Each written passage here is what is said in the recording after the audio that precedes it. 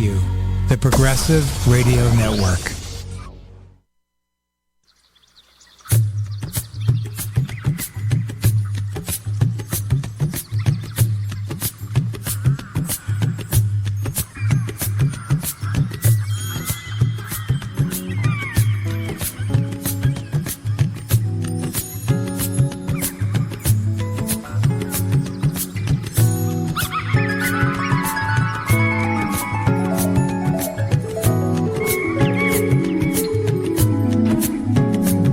Hello, and thank you so much for joining us today right here on The Natural Nurse and Dr. Z. This is Ellen Kamai, the Natural Nurse, and as always, we're wishing you the best.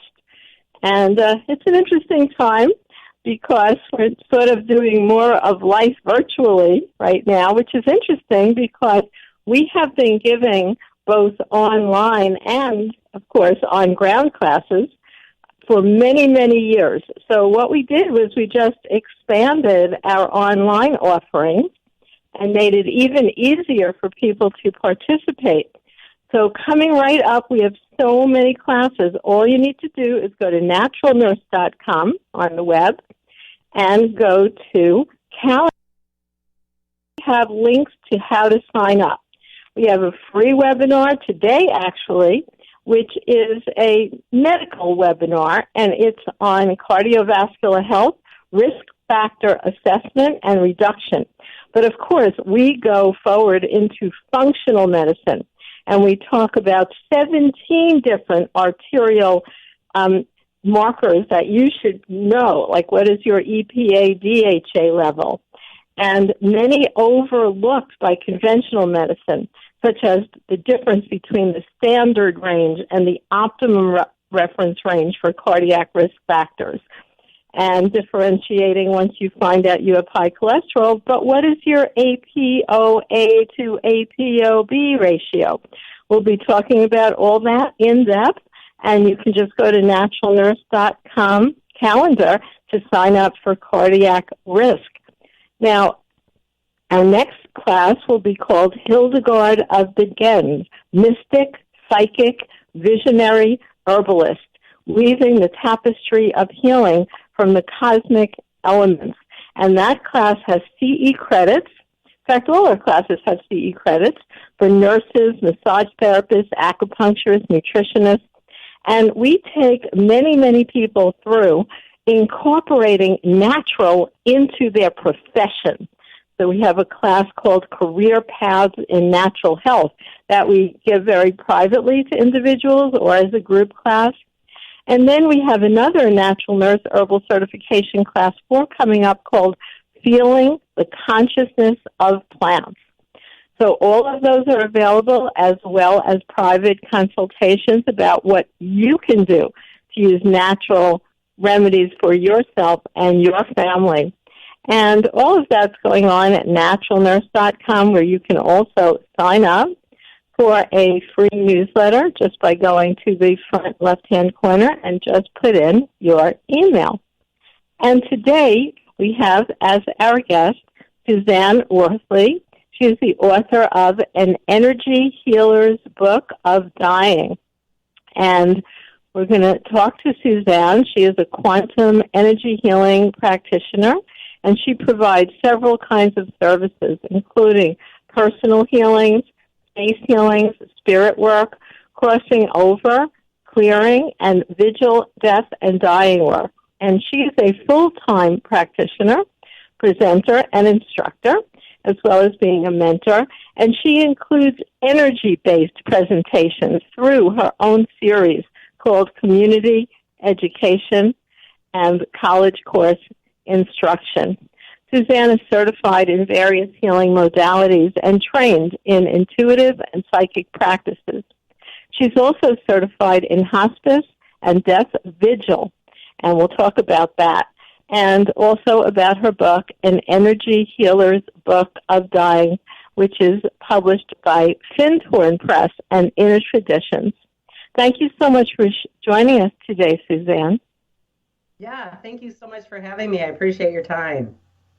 Now, we're going to go deeply into your topic, and let's go way back in time into your childhood and tell me what was the history of your development back then?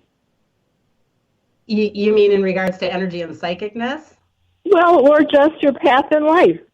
Okay. Well, mine is kind of, I think, an oddity right out of the gate because of the fact that I'm a daughter of a mortician.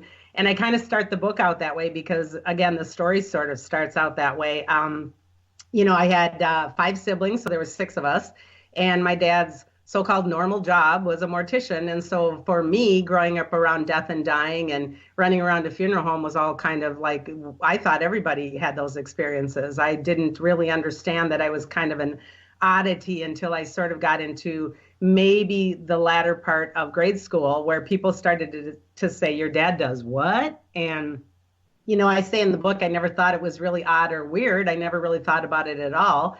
So when I started to have the reaction of people saying, oh my God, your dad deals with dead bodies with that kind of a tone to it, I thought that was really kind of different because for me, it was very natural. So at that very same time, when I was very, very young, 5 and 6, I personally had a blood disease going on that they didn't understand and was never diagnosed. They thought I was dying of everything under the sun, but never could nail down what it was. But at that point in time during then, I saw all kinds of spirits in my room. I had nightly visitors all the time. They were on my ceiling, they were in my room. I didn't understand also that my siblings didn't see them or experience them. And they were very benevolent, they were very loving, and they were very much talking to me every night saying I was fine and that I was going to be okay. And so, yeah, my initial childhood was, I found out later, very different than most. Well, it is interesting because you were surrounded by spirits, I guess, because, as part of your dad's work. But it doesn't mean everybody is tuned into them, but apparently you found that you were. Yeah, I think for me, and even amongst the other siblings, by the way, because, back then we all shared like a queen size bed, how that was in those days.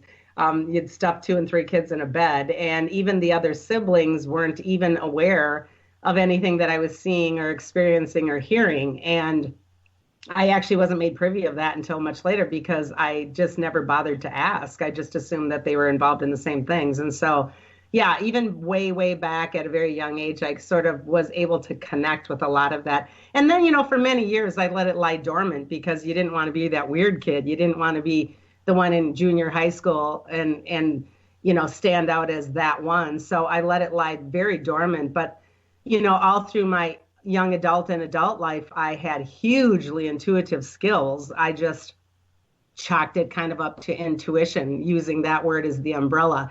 And then everything came flying back really strong in my late 30s, early 40s.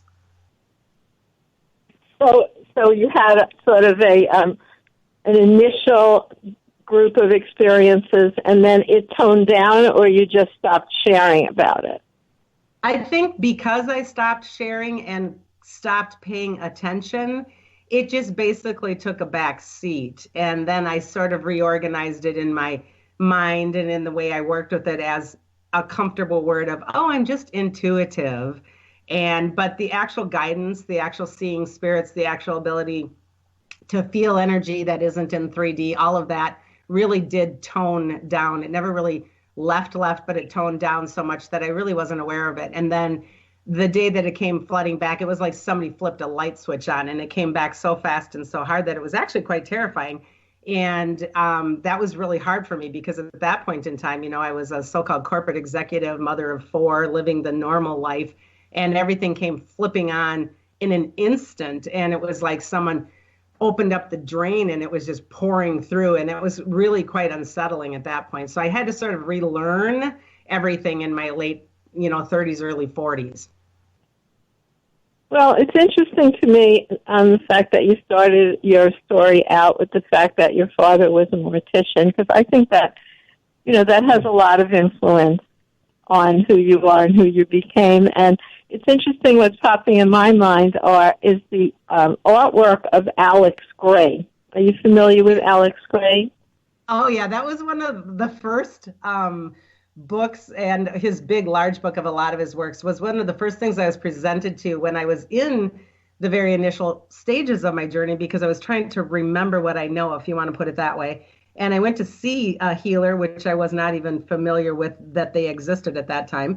And she presented me the book of Alex Gray, and everything started to click. And I'm like, oh my goodness, that's how I see. That's how my brain sees things. And so that actually was extremely comfortable for me, even though for some other people there it's unsettling artwork. But for me, it was very much a connection of, yep, that's what I see. So I definitely know who that is. Yes. Right. So me too, actually. I personal friend of Alex's and went to when he used to have his whole artwork display in New York City, but now he has lands upstate. But I found the same thing that you did, Suzanne, is that when I saw his work, it was really exciting to me because I said, wow, he can see what I see, but he's able to translate it into something artwork so other people could experience it. Quite fascinating. But similarly, what reminded me of Alex Gray in your introduction was that he himself worked in a morgue. And I didn't know that. I didn't know it's in his book, that big book, if you read it towards the beginning. As a young person, that was his job for many years. And it's funny because it led to a similar spiritual opening, I imagine, like what you've had as well. Huh, that's kind of neat. That's neat. I like it is. So then, you worked also, and did you do something else professionally other than the work that you do now? Oh yeah, goodness. I was a corporate marketing executive for like 30 plus years. And in fact, when I was initially doing the energy work, I was actually a vice president of operations and branding for a pretty big company that did international trade shows. And I was balancing this towards the end of that time period. I was balancing this and that at the same time. And it was a little bipolar in my brain because I would go and work all day long in this very, materialistic, egoic kind of world. Not that it was a bad company. It was a lovely company, but just the world of go, go, go, do, have to. And then I would come home at night or on the weekends and go, la, la, la, now I'm going to be metaphysical. And, I learned very quickly that was really difficult to balance those two. And eventually, when I pulled out of the corporate and went into this full time, obviously all of those skills came back in a different way. I don't think we're two different kinds of people. It was just two different sandboxes I was playing in, if you want to use that analogy. But at the beginning, it was a little tough to maintain both of them. Yeah. Because that's a way for you to help, get your work out in terms of your interest. So I think it's very, very good. Yeah, it evolved naturally. I mean, I seriously, never in my wildest dreams did I ever think I was going to be an energy practitioner. In fact, I didn't even know that they existed. And to be honest, they didn't really exist too much when I was starting this, as far as I was aware of. Healers with quotes around that are in many, many packages. And, shamanism has been around, obviously, but, an actual quantum energy practitioner was not something that was like, you couldn't really Google it. Now you kind of can. But back then it was like, that was kind of an oddity or a rarity. Well, wait a minute. You couldn't Google at all. There was no Google, remember? It's not that long ago. That's a good point, right? Oh, Lordy. But yeah, so I mean, mine evolved, and I never thought I was going to actually do it for an actual job or a career choice. I just was so thirsty for the knowledge at the beginning. I was presented Barbara Brennan's very first, her initial book, Hands of Light, which to this day I think still stands the test of time as a real Bible to the industry of, energy and quantum and et cetera. And when I read that book, everything cracked open, and then I could not get enough of reading and learning. And I would read the first couple pages of the book and realize I had already downloaded it. And it just went crazy like that for about 3 years. I burned through any and everything I possibly could without even ever finishing the book. And it just came back more so in downloads than anything. And I just, one by one, started working on more people because of curiosity. I started out simply with my family, mostly my husband as a guinea pig. And one thing evolved into another. And then it just sort of organically became a career. It was kind of fascinating. Well, I think it's excellent, and it's a wonderful model Because a lot of people, when they start having feelings that might be considered psychic feelings or, communicating with those who have passed, something like that, they find it very frightening. It seems that you evolved beyond, being frightened. Exactly. Well, to be perfectly honest, I did have a couple of frightening moments or two. I definitely went through some dark night work. I definitely went through some, especially when it became apparent that the extraterrestrials, et cetera, the star people, those kind of off-planet things, when that started to come forward, that was very unsettling at the beginning. So, I mean, it hasn't always been easy. And so that's, again, why I do the work that I do, to support others that are kind of cracking open to that. Well, I'm looking at your website, sworthley.com, so people who are interested in this can follow up later, and we will have a link to your website. And the name of your book is An Energy Healer's Book of Dying for caregivers and those in transition. So what is that book about? The irony, again, it's very similar to the journey. The irony of the book is I did not set out to write a book, as I did not set out to be a healer. I set out to just document my experiences that I was having doing hospice. At a certain point in my energy career, I said to my sister, kind of just on the fly, I said, I think I would like to start working with people that are dying because, we grew up with that stuff and it feels comfortable. And that very same day, synchronicity, comes in crazy ways. She went off to a pet expo because she's a dog lover, and she found a hospice table that was promoting pet hospice, and she grabbed the card, and within 2 days, I was connected with the hospice workers and being trained to be a vigil end-of-life hospice volunteer. And during the years of me doing that, I started documenting what my experiences were. And it was simply documenting for myself out of curiosity. I would talk to these patients telepathically because they were at, a comatose or non-responsive state usually. And I would just ask them questions and then I would get answers. And that evolved into kind of some materials that I then brought forward in some volunteer meetings, which then kind of on its own became some PowerPoints. And then the PowerPoints became more, solidified up per se. And it turned into sort of like a ebook presentation. And then it evolved into the book. So it's my experiences. It's me learning. It's me understanding what is happening of the death process from a psychic intuitive perspective. Well, share some of that with us. What is happening? Well, what's so fascinating to me, I hope that someday our Western world of medicine works more closely with the chakra system, because the chakra system and the auric fields and the meridian lines and all of those wonderful, fascinating things that happen in our human meat body, to me, are educational tools. And the actual chakra system, in my opinion, ignites during the birth process and then de-ignites during the death process. And I write this book in a very methodical way for teaching purposes.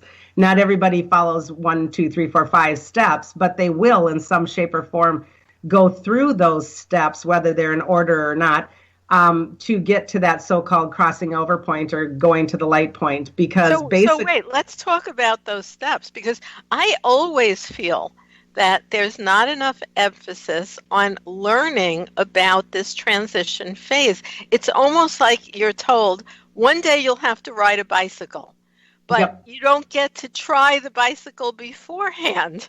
Wouldn't it be good if you do? And these skills are accessible while you're still conscious and alive. It's great to study it then. And when you get to this point, you go, I know what to do. Exactly. And that's exactly why I wrote the book. In terms of when we decided to publish it, I actually said, this isn't necessarily just a book about dying. This is a book about living, because technically speaking, our chakras are adjusting and reworking themselves every day per whatever our thought forms and our emotions are. And our chakras are, in my opinion, fuel destination points for our connection to source energy. So if you want to think of God as that so-called source energy, and we're a vehicle of it, much like a car is a vehicle, it needs gas.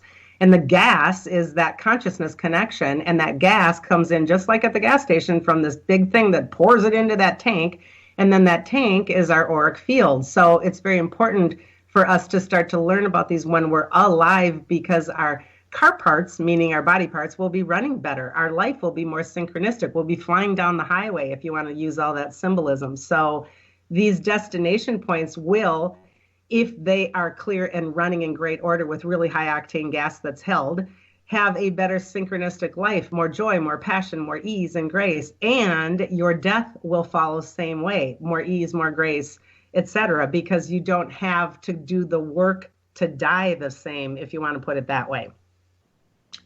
So clearing these systems during our actual time when we are alive and walking around this planet as a human are really beneficial to us in health and wellness, but they're also beneficial for setting up the death process to go easier, because basically each of those chakras is going to stop bringing in the fuel, if we want to say it that way, learn how to slow that process down and eventually stop that consciousness fuel because we no longer need it for the meat body experience, and then dissipates or dissolves the auric field or the gas tank that's holding that fuel. And each one of those holds a different kind of consciousness. And so, some are about safety and security, some are about emotions and relationships, some are about our ego and our power. And the more that we clear those out in terms of belief systems and bring those to a balanced and joyful way when we're walking around alive and well, the easier they are to dissipate and dissolve during the death process, if that makes some sense. It does. But I think there's a lot of fear on the part of individuals for even investigating death, because then you have to actually admit that it is going to be a reality for you at some point.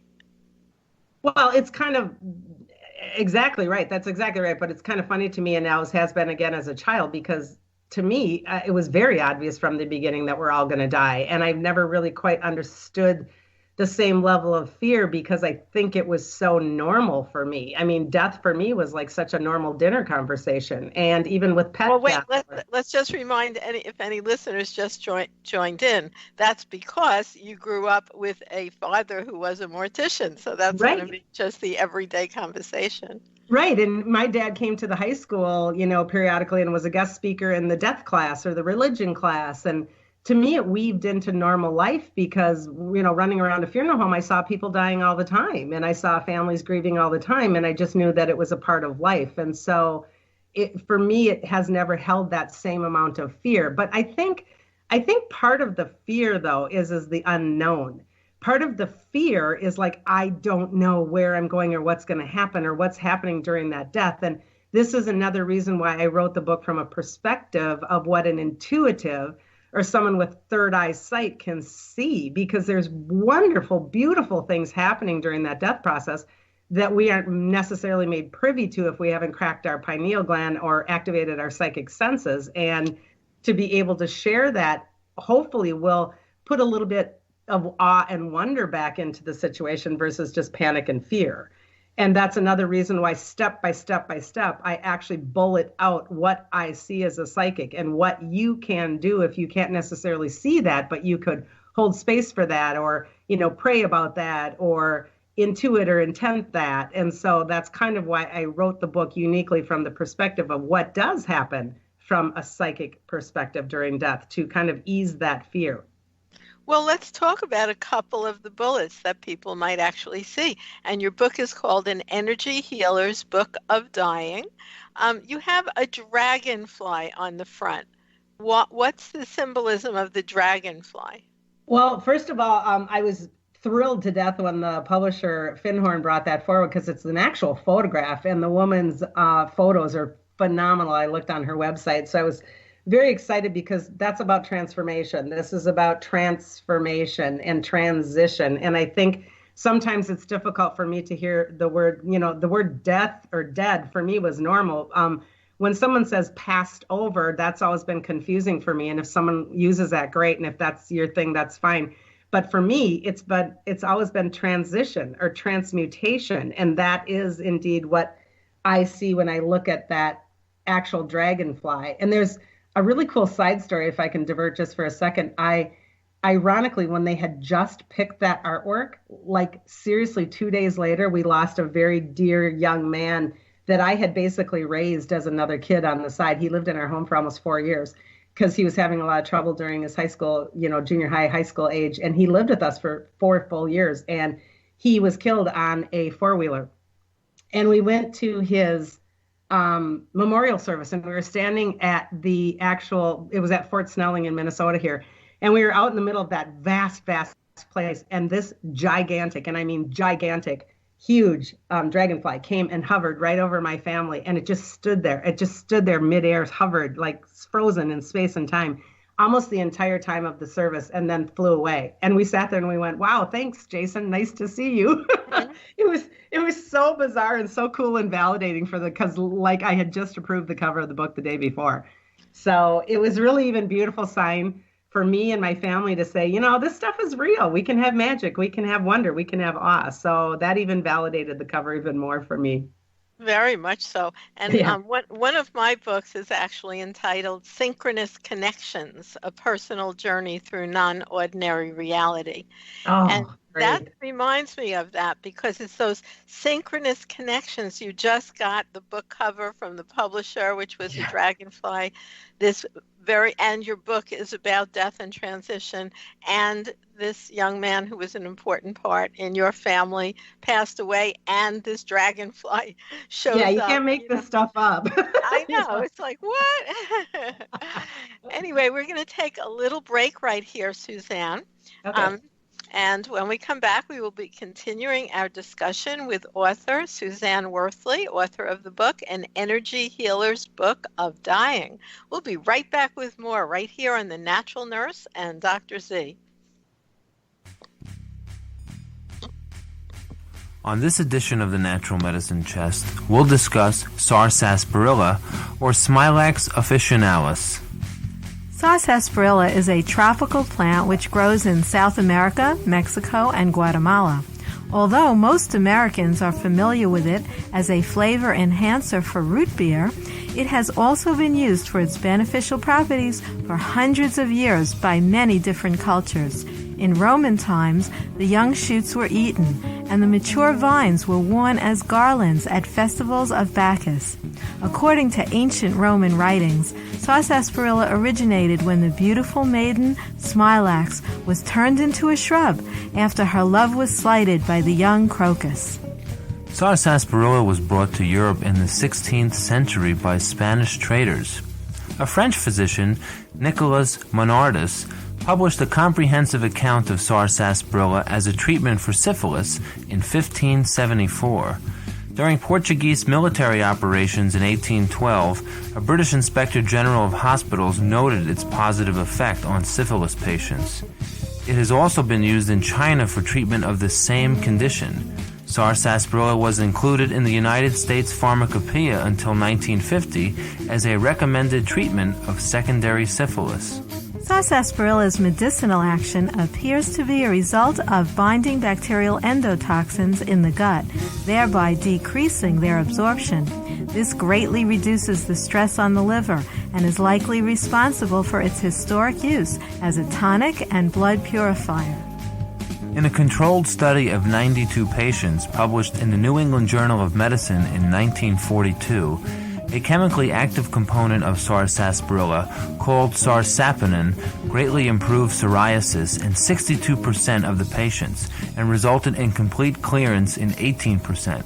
Sarsaparilla is often recommended by naturopathic physicians for gout, arthritis, and psoriasis. Another folkloric use for sarsaparilla is as a tonic for male sexual potency. So, if you want a root beer flavored tea with a long history as a healthy tonic, reach for the sarsaparilla in your natural medicine chest.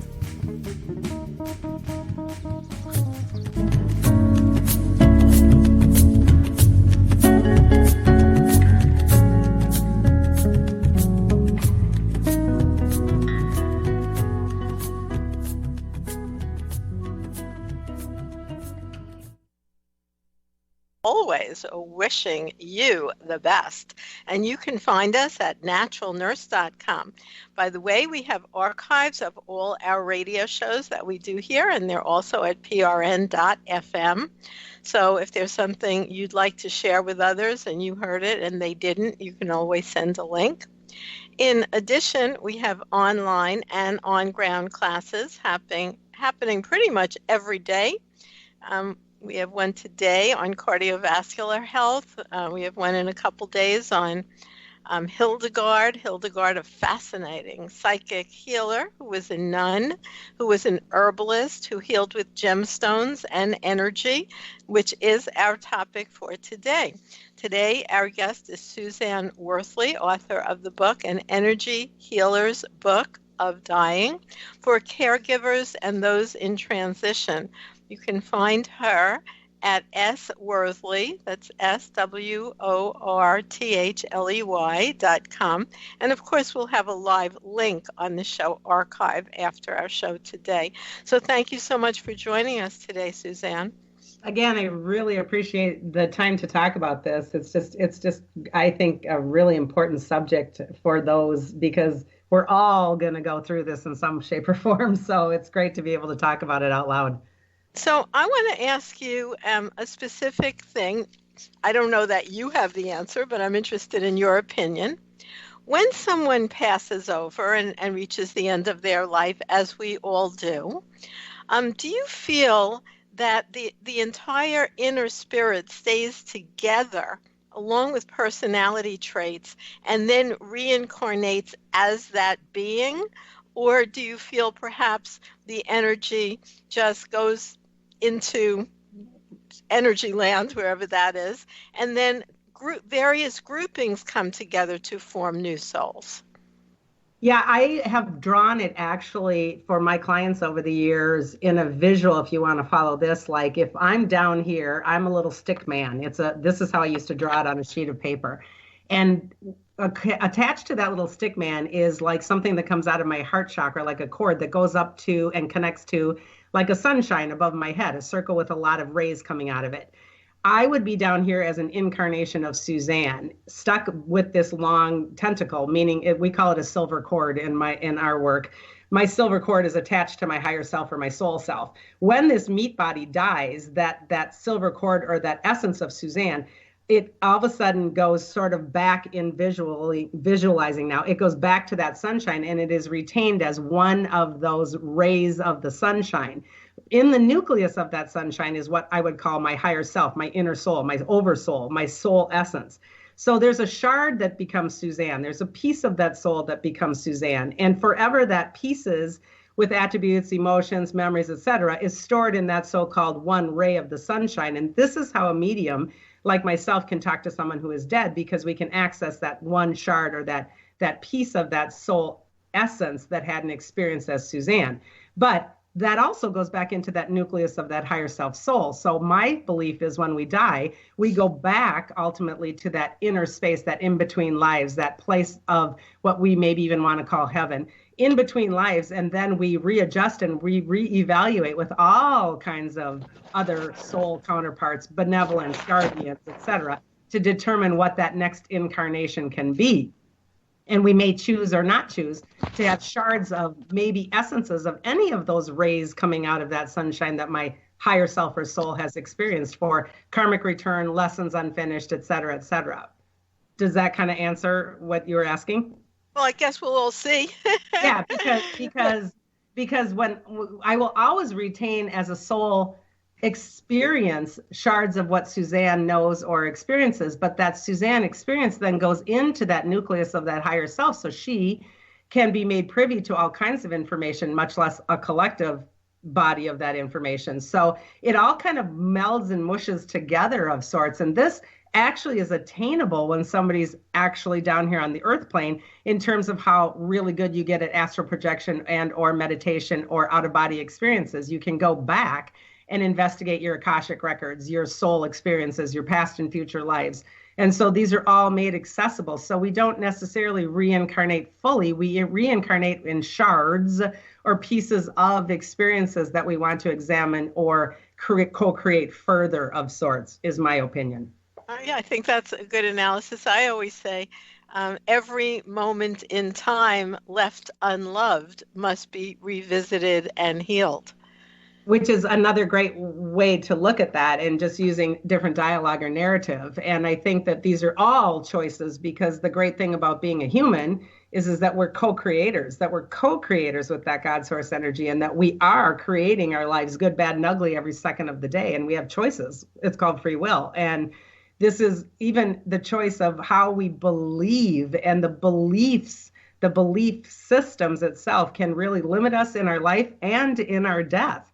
So in my opinion, again, it's very important for us to open up and clear out anything that does not resonate as a belief any longer for my highest and best good when I am down here living and experiencing, because those beliefs will also create and or limit or alter my death experience. And so it's important, in my opinion, to examine all of that while we're here and present. Yeah, it's more, the more highly conscious you can be, the more choice you have over your reality in any moment, whether it be in life or in death. And a really wonderful explanation of that I always find in a book that's called The Tibetan Book of the Dead. Yeah. And that's, translated from an ancient text that really describes a lot of the things that you do. But in your book, it's more simply explained for someone who's new to this, and it's really a how-to. Like, let's say you also focus on it in terms of caregivers. Like, very often people are brought in face-to-face with dying when a loved one of theirs is, in hospice or meeting the end of their time, and then it's all about crying and feeling terrible. And I always feel that's the not a good way to approach it, not even correct. Oh, and I just had the most amazing experience when this book came out. A friend that I had known years ago had reached out and said, I need your book now because my sister's dying, and I can't do this because I lost my brother 1 year ago in hospice, and she's in hospice, and it's bringing up everything again, and this is horrible, and I need your book now. And I said, well, I'm sorry, it's not out yet. This is like 2-3 weeks before it was supposed to be released. And she said, I know, I've ordered it, but I need it now. And I said, well, I will come and do some hospice with you and try to walk you through the book, do my best to be there for you. And, hopefully you'll get it in hand soon. And true story, she seriously photo screenshot my book, landed in her hand 6-7 hours later. I have no idea how. There's no reason she should have got it. It was pre-press almost by 2.5 weeks, and she had it in hand when I walked in the door 2 days later to do hospice. It was that's a great story. Talk about another synchronicity, crazy, right? And so the beauty of this is her mother and her father were in the hospice room also, as was her husband. So the four of them, with myself and her dying sister, were going through basically the steps of the book, and I was explaining it in literal terms with their sister right there going through the experience, and it was fascinating. It was beautiful, and it was wonderful, and it was such an opportunity because sadly this family has lost 3 out of their 4 children to all kinds of really sad deaths in hospice situations. And this particular hospice gal, because we were doing the work and learning and doing it in love and moving her forward, she died within maybe 4 days of hospice versus the son a year prior had almost 4 weeks. So this expedites the death process with ease and grace. This allows us to work in love versus hanging on fear. When we're a caregiver in that room, hanging on fear, and I don't want you to go, this confuses the energy of the body and the system. And so when we allow ourselves to work with ease and grace and love and honor, it can expedite and allow that process to go smoother and faster, which ultimately is a beautiful thing for everybody. Well, let's talk about some of the, let's say, real beginner baby steps that you outline simply in your book for those who are not really well-versed in these kinds of topics. Where do they start? Well, one of the things that I think is really important with the caregiver thing, I basically in the book outline it step by step, chakra by chakra, because each chakra, like we said prior, holds a different kind of gasoline and or consciousness experience. And one of the hardest ones, I think, for people when it's in transition is the throat chakra, because the throat chakra, oftentimes my loved one dying, if we're talking a methodical death again, because we use it that way to educate, if my loved one is dying and is basically in a non-responsive state, meaning I'm not really responding with my verbal voice very much to my family anymore, those in caregiving, sitting around the bed per se, And all of a sudden I start trying to articulate and I look like I'm struggling to talk. This frustrates the family a lot of times because our normal response is, what are you trying to say, Mom? What do you want, Dad? You know, that kind of a thing. And we get scared and frustrated because we think they're trying to talk. And what I explain in that fifth chakra is we're actually releasing the need to talk. We're actually releasing the actual consciousness of using our actual voice, and we're learning how to go to a higher space of using telepathic talk and being able to connect with heart. And when they're looking to the side of the room and acting like they're reaching out or their eyes are looking at someone, they are seeing someone. We don't necessarily see them if we don't have psychic sight, but they are seeing their loved ones, and that can be exciting for them or confusing for them. So why I write the book so much like a handbook is to give you the indicators of what this person may or may not, but most likely may be going through in their transition, so that we can have some understanding that, oh my goodness, they are seeing someone in the corner. I don't have to do anything about that other than support it. Or, oh my goodness, they are trying to speak, but they're not trying to speak with words that I have to get out of them. I can just allow my heart to listen. And on the book offers, ideas and ways to work differently so that we're not scared or frustrated. That does seem so common when you're with people who are getting ready to cross to the other side, that they say a name of someone who has passed before them who they were close with. And, sometimes I don't know the answer to this, but I know in the book in the Tibetan Book of the Dead, they talk about some of those visualizations actually being created by the person's mind, which actually deflect you sometimes. It's a distraction from moving forward into something that might be a better evolvement to pure light. But if you learn about those things ahead of time, it's interesting. Yeah, I think two things. I think that we do make them up in our so-called mind, but it may indeed not be the egoic mind as much as the divine mind, meaning I get to a place where my consciousness remembers those that I love, and then my belief system supports, yeah, I would love to have Mom be there when I die. And then Mom, because energy finds like, that bat signal, if we want to say that, goes out and finds that essence of Mom, and that creational reality becomes what we would call a reality. So we do have Mom because our heart reaches out for Mom, and our heart expects Mom, and our heart believes Mom, and then Mom becomes that reality. So we do create that, if that makes some sense.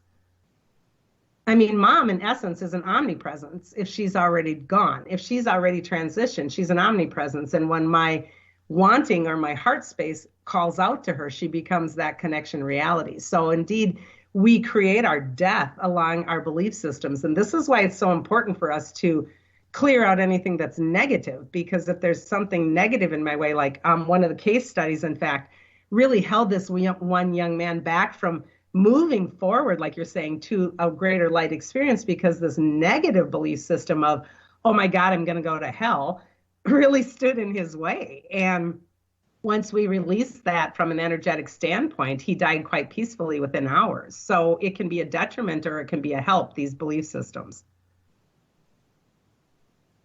That's true. It's a constant state of balance. Well, we're going to take another little break right here on The Natural Nurse and Dr. Z.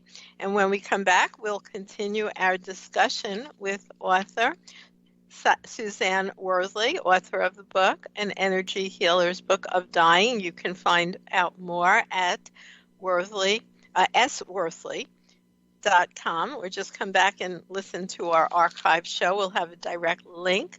And I imagine you can also find her book everywhere, An Energy Healer's Book of Dying. Right now, we're going to hear some promos so that you can know more about what's going on at Progressive Radio Network, your connection to the voice of progressive knowledge in today's world. We'll be right back with more right here on The Natural Nurse and Dr. Z. Stay up to date with PRN for the latest on the coronavirus. Learn ways to stay spiritually vibrant and physically strong on PRN.FM, the Progressive Radio Network. Hi, everybody. I am Karen Hartglass, the host of It's All About Food. Join me every Tuesday from 4 to 5 p.m. Eastern Time, or catch all of my shows in the archives. You can find my archived programs at the Progressive Radio Network website, or you can call my personal archive phone number to hear the most recent 5 episodes of It's All About Food. Here's the number, 1-701-719-0885. Here it is again, 1-701-719-0885. Learn about how we can solve many of the world's problems today and do it deliciously here on It's All About Food. I'm Dr. Peter Bregan, a psychiatrist who doesn't believe in psychiatric drugs and psychiatric diagnoses. I think they do more harm than good. And emotional problems don't come from our genetics or our chemistry. They come from our fears and our uncertainties about engaging life in a loving, rational way. Every Wednesday from 4 to 5 p.m. New York time, I interview fellow pioneers in the human sciences. Call in to ask questions or share your views on 888-874-4888. To talk with me and my guests live on the air on Wednesdays, 4 to 5 p.m. New York time. Join me on prn.fm.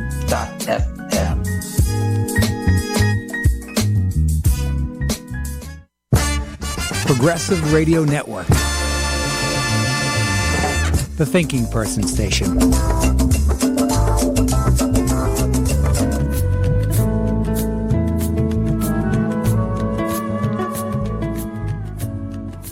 And welcome back to more right here on The Natural Nurse and Dr. Z. And we love to hear from you. Go to naturalnurse.com. You can sign up for our newsletter.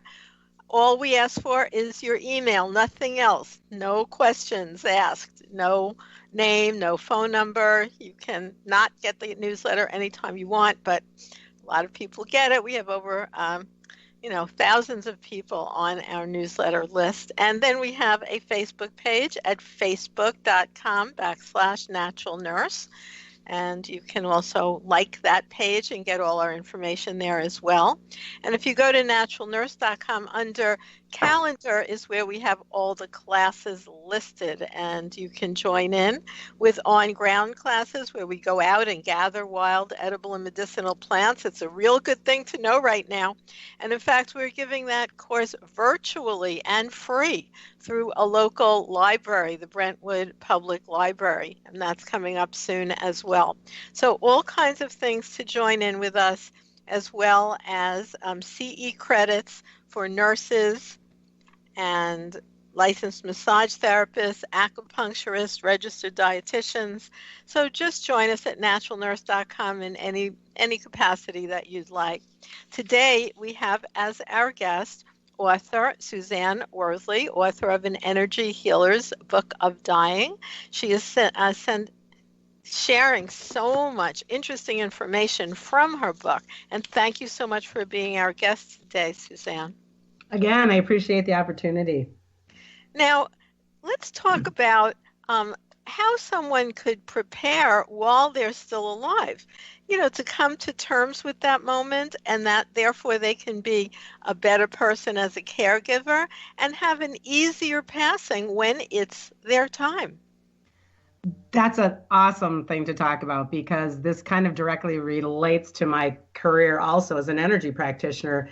This, again, anchors in belief systems. And one of the hardest chakras for people to let go of is that first and second chakra. These relate to our sense of being safe. They relate to materialism.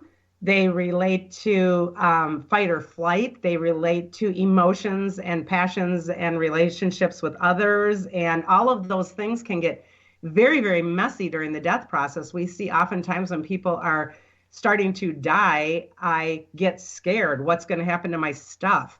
How is my family going to be okay without me? And those in transitional caregiving are saying things like, I don't know what to tell him or her about their stuff. I don't know what to say about relationships. And these are all things that I believe as a practitioner, we could be doing work on every day of our lives to get rid of the fear cords attached to things like my house, my stuff, my money, my 401k, because these are fear-based belief systems that we cultivate and grow throughout our life. But the reality is that initial root chakra is designed for me to be safe as a human meat body just because I'm connected to the earth, just because I'm here, just because I'm present, not because I have money, a house, or stuff. And when we reorganize those belief systems and understand my connection as being a human here is about being here as a planetary existence, connecting to Gaia and Mother Earth, being part of Earth, Wind, Water, Fire, and its plant and animal kingdom, etc. This is important things that we can do now. And then when that chakra releases the consciousness of being attached to the earth, it goes very smoothly. But if that belief system is tied up with things like, I don't know what to do with my money in my house, when I'm transitioning, I'm scared about those materialistic things. So we can do that work while we're alive. And the same thing happens with relationships. I do not and never have had control over if someone loves me, how they love me, how they don't love me, etc. I can only do my best to give unconditional love. And we, sadly human, conditionalize our love in ways of I love you if you, when you, because you, or I'm not lovable because you didn't, and on. These cords are created between love aspects that then can be very difficult to also release during not only living, but dying. So these are things as a practitioner that I try to help my people understand as clients. Do this work now. Do this work now because you want to be safe in this body. You want to be connected to the earth plane because when it's time to leave it, your body will understand that because it's a consciousness connection. So these are all things that we can do. So you can literally take the book of the Energy Healer's Book of Dying and work with it at any form or any stage or any being can look at this and say, oh, I can do this work now. I don't have to be caregiving someone that's dying or being in the death process myself. I can do this conscious work now and have a healthier life and an easier death. Now, what's the link to religion, would you say? Is this information different for different people of different faiths or different, let's say, atheists who don't believe in any kind of higher energy field or heaven or hell or any of those things?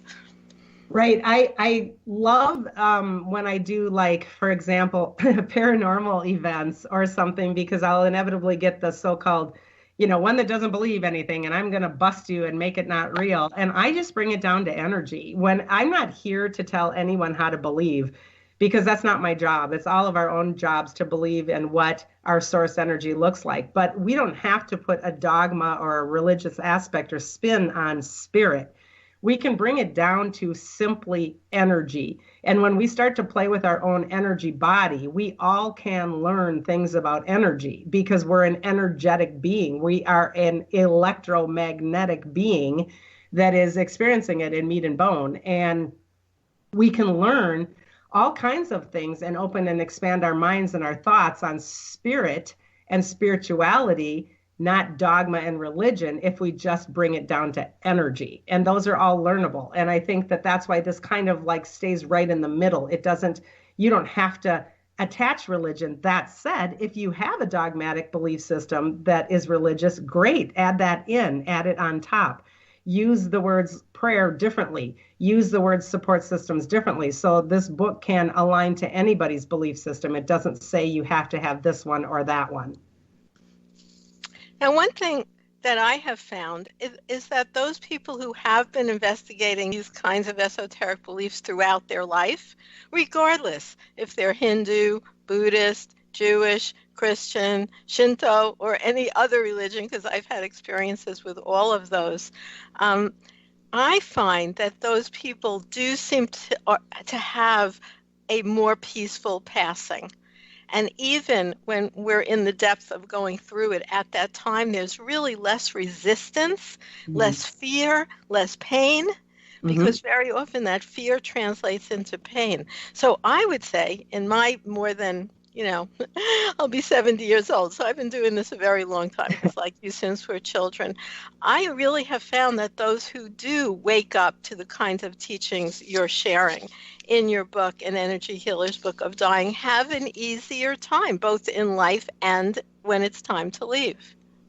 fully. And that's exactly why I do the work that I do as a practitioner, because this isn't always about death, because technically speaking, we're dying every day. We have death every day in a multitude of ways.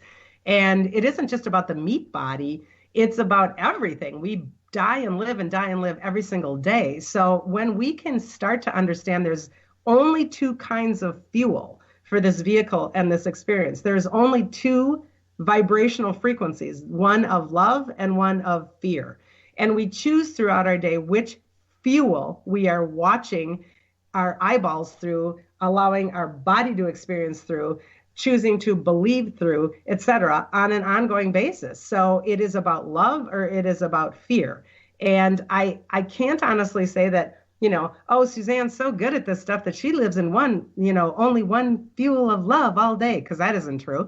I'm still a human meat body that gets affected by my family, my friends, the collective consciousness, the reality, etc. But I work extremely hard and diligently to constantly paradigm shift back into, how do you want to look at this? How do you want to co-create this? How do you want to move this into a love state versus staying in a fear state? And that's why this meat body is so awesome, because the meat body communicates with us. It dis-eases according to that fear level. And then that dis-ease eventually chooses to turn into disease. And this is how we die.